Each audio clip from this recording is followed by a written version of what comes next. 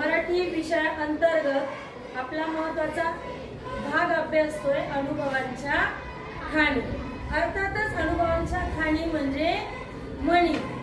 बघूया सर्व विद्यार्थ्यांना किती म्हणी माहिती आहेत। एकेकाने म्हण सांगायची आणि म्हणजे आपला अनुभवांचा खजिना सुद्धा वाढेल। चालेल? तयार आहात? आता प्रत्येकाने स्वतःच्या अनुभवांच्या खाणीतील एक म्हण सांगायची आहे। कामापुरता मामा, छान। अतिशहाणाचं बैल रिकामा, कर नाही त्याला डर कशाला, आयते बेडत नागोबा, इकडे आड तिकडे बी, गाव करी ते नाव करी, बैल गेला आणि झोपा केला, घराचे घर खाली, घरोघरी मातीच्या चुली,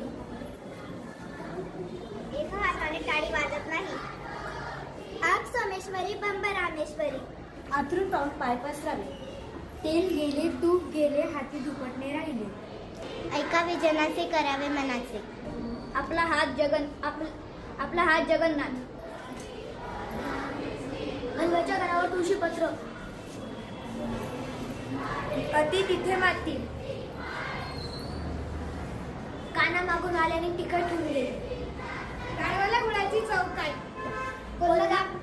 बोलला काकडीला राजू, चेंबे चेंबे तळेसाचे, भाग कसा भेटाय, दिव्याखाली अंधार, करावे तसे भरावे, काकापुरता आजी, करावे तसे भरावे, हात दाखवून अवलक्षण, हाताच्या रंगणाला आरसा कशाला। बरं, सर्वांसाठी टाळ्या वाजवायच्या आहेत।